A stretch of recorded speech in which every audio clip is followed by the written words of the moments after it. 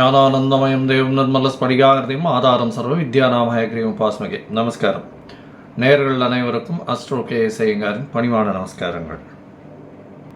Astro TV நேயர்களுக்கு astro KS ஐயங்காரின் பணிவான நமஸ்காரங்கள். வார பலன் 15/1/2024 21/2/2024 வரலும் உண்டான வாரத்திற்கு எந்தெந்த ராசிகளுக்கு என்ன பலன் இருக்குது அப்படின்றத பார்ப்போம். முதல்ல இந்த வாரத்தினுடைய கோல்சாரம் என்ன, இந்த வாரத்தில் வரக்கூடிய விசேஷங்கள் என்னென்ன, அதற்கு பிறகு இந்த வாரத்தில் வரக்கூடிய சந்திராஷ்டம ராசிகள் எந்தெந்த ராசிக்கு சந்திராஷ்டமம் அப்படின்றத பார்ப்போம். முதல்ல இந்த வாரத்தினுடைய கோல்சாரம் அப்படின்னு பார்த்தோமே, ஏன்னா 15ஆம் தேதி அன்னைக்கு தை மாதம் பிறக்கிறது, உத்தராயண புண்ணியகாலம், பொங்கல் பண்டிகை. அதாவது இந்தியா மொத்தம் இது உழவர்களுடைய இதுவாக பண்ணக்கூடியது, அறுவடை நாளாக சொல்லக்கூடியது. அதாவது நார்த் இந்தியாவிலலாம் பைசாகின்னு கொண்டாடுவாங்க, பஞ்சாப்லெல்லாம். தமிழ்நாட்டில் பொங்கல் திருநாளாக கொண்டாடுறோம். சூரியனுக்கு இந்த நம்ம படைத்து அவருக்கு ஒரு நன்றி கூறும் விழாவாக பெருசாக சொல்லக்கூடியது. சூரிய பகவான் தனுசு ராசியிலிருந்து மகர ராசிக்கு போயிடுறார். இது மார்கழி மாதத்திலிருந்து தை மாதத்திற்கு வர்றதாக சொல்கிறது, மகர மாதம் அப்படின்றதுனால. ஸோ இந்த வாரத்தினுடைய கோல்சாரம் அப்படின்னு பார்த்தோம்னா, மேஷ ராசியில் குரு பகவானும், கன்னியா ராசியில் கேது பகவானும், ரிச்சிகத்தில் சுக்கிர பகவானும், செவ்வாயும் புதனும் தனுசுலையும், சூரியன் மகரத்திலையும், கும்பத்தில் சனி பகவான், மீனத்தில் ராகு பகவான் இருக்கா. இந்த வாரத்தில் பார்த்தீங்கன்னா 19/1/2024 அன்னைக்கு சுக்கிர பகவான் தனுசுக்கு வந்துடுறார் ரிச்சிகத்திலிருந்து. இந்த வாரத்தில் அதிவேகமாக செல்லக்கூடிய கிரகம்னு சொல்கிற சந்திர பகவான் கும்பராசி சதய நட்சத்திரத்திலிருந்து ரோகிணி நட்சத்திரம், அதாவது ரிஷபராசி வரலும் போகிறார். இந்த 4 ராசிகளும், அதாவது கும்பம், மீனம், மேஷம், ரிஷபம், இந்த 4 ராசிக்கும் போகிறார்.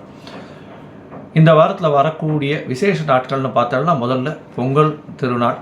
எல்லாருக்கும் என்னுடைய பொங்கல் நல்வாழ்த்துக்கள், ஆசீர்வாதங்களும். இந்த பொங்கல் நல்லபடியாக கொண்டாடும். 15ஆம் தேதி அன்னைக்கு பொங்கல், 16ஆம் தேதி அன்னைக்கு காணும் பொங்கல், 17ஆம் தேதியும் இந்த 3 நாட்களும் கரிநாள்னு சொல்லக்கூடியது. எந்த ஒரு புதிய விஷயங்களையும் எடுத்து செல்ல வேண்டாம். கண்டிப்பாக வீட்டில் எல்லாரும் சந்தோஷமாக குதூகலமாக கொண்டாடக்கூடிய நாளாக இந்த வாரம் அமையிறது.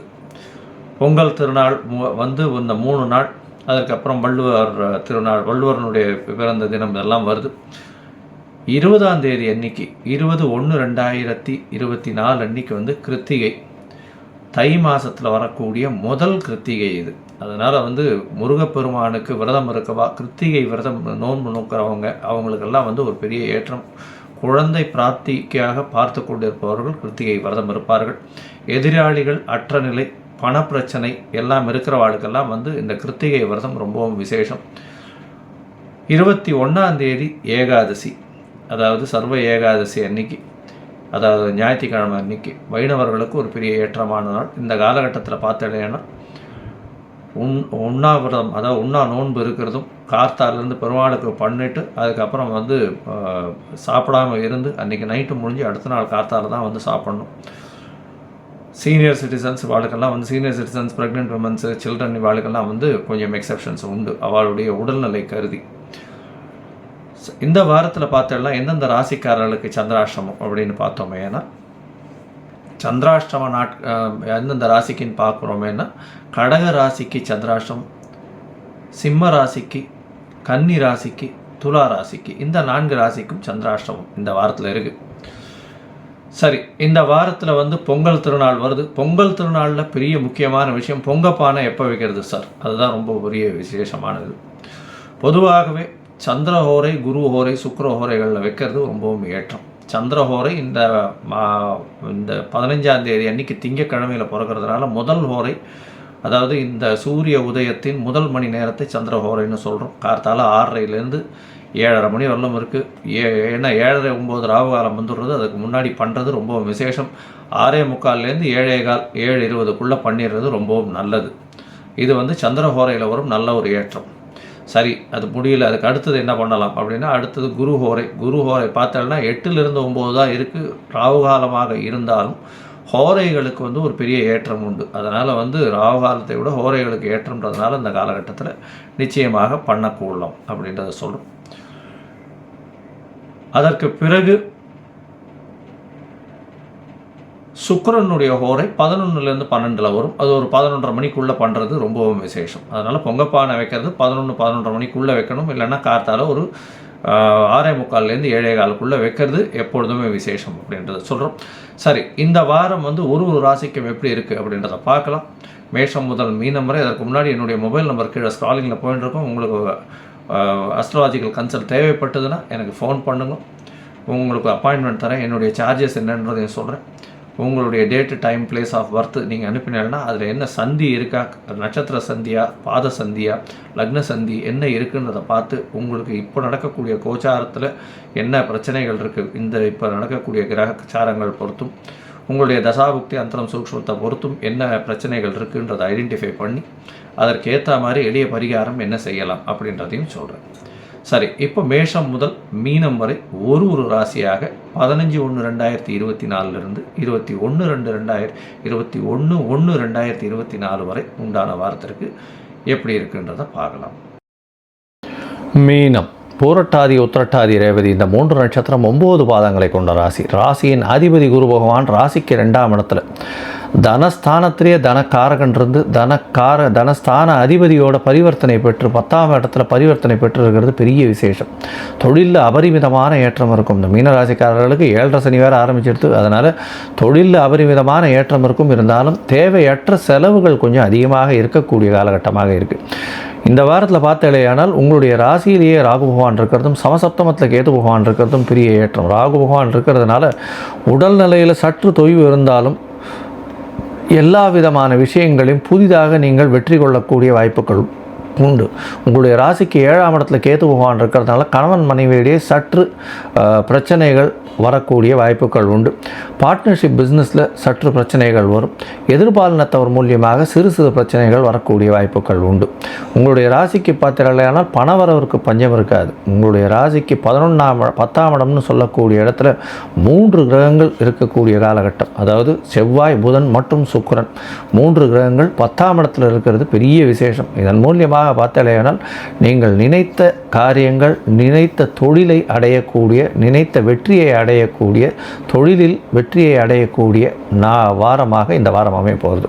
இந்த வாரத்தில் பார்த்தீர்களானால் அதாவது 15/1/2024 21/1/2024 வரை உண்டான வாரத்தில் சந்திர பகவான் உங்களுடைய ராசிக்கு 5ஆம் அதிபதி அப்படின்னு சொல்லக்கூடியவர் ராசிக்கு 12ஆம் இடத்துலேருந்து இந்த வாரத்தை ஆரம்பிக்கிறார்.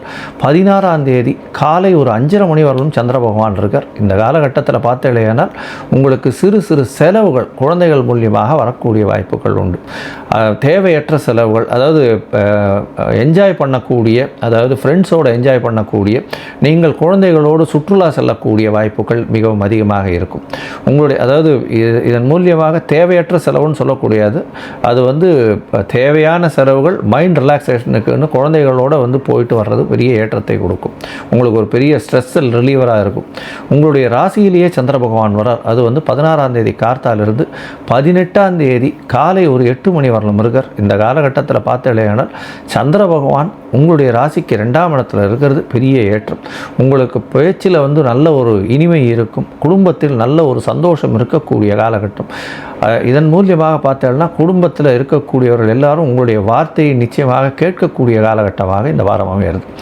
உங்களுடைய ராசிக்கு 3ஆம் இடத்துக்கு சந்திர பகவான் போகிறார். அதாவது முயற்சி ஸ்தானத்துக்கு சந்திர பகவான் போய் உச்சமடைகிறது பெரிய ஏற்றத்தை கொடுக்கக்கூடிய காலகட்டமாக இருக்குது. இது வந்து 20ஆம் தேதியிலிருந்து 22ஆம் தேதி வரலும் இருக்கக்கூடிய காலகட்டம், வந்து 22ஆம் தேதி மாலை வரலும் இருக்கக்கூடிய காலகட்டம். உங்களுடைய ராசிக்கு 3ஆம் இடத்துக்கு போய் முயற்சிகள் அனைத்தும் வெற்றியாகும். 5ஆம் அதிபதி 5க்கு 11ஆம் இடத்துல இருக்கிறதன் மூலியமாக நீங்கள் நினைக்கக்கூடிய காரியங்கள் அனைத்தும் வெற்றி பெறக்கூடிய காலகட்டமாக இருக்கும். இந்த வாரத்தில் உங்களுடைய ராசியிலேயே சந்திர பகவான் இருக்கார். அது வந்து 16ஆம் தேதியிலிருந்து 18ஆம் தேதி வரலும் இருக்கக்கூடிய காலகட்டமாக இருக்குது. உடல் நலத்தில் சற்று ஏற்றம் இருக்கக்கூடிய காலகட்டம். 5ஆம் அதிபதியே ராசியில் இருக்கிறதுனால நிச்சயமாக புதிய பதவி, புகழ், அந்தஸ்து, கௌரவம் இதெல்லாம் வரக்கூடிய காலகட்டமாக இருக்குது. பொதுவாக பார்த்தீங்கன்னா இந்த வாரம் ஒரு பெரிய ஏற்றம் கிடைக்கக்கூடிய வாரமாக இருக்குது. நீங்கள் அருகில் இருக்கக்கூடிய, அதாவது ஆஞ்சநேயர் கோவிலுக்கு போயிட்டு வாங்க. ஆஞ்சநேயரை ரெகுலராக போய் வாரம் போய் சேவிச்சுட்டு வாங்க. ஏன்னா உங்களுக்கு 7.5 சனியும் ஆரம்பிச்சுடுத்து. அதனால் ஆஞ்சநேயரை போய் சேவிச்சுட்டு வர்றதும், விநாயகரை வழிபட்டு வர்றதும் பெரிய ஏற்றத்தை கொடுக்கும். அதை தவிர முடிஞ்சதுன்னா சுசீந்திரம் போயிட்டு வாங்க. அங்கே சுசீந்திரத்தில் இருக்கக்கூடிய ஆஞ்சநேயரை போய் ஒரு தரமாக சேவிச்சுட்டு வாங்க. நல்ல ஒரு ஏற்றமும் உங்களுடைய வாழ்வில் பெரிய மாற்றங்களும் வரக்கூடிய வாய்ப்புகள் நிச்சயமாக உண்டு.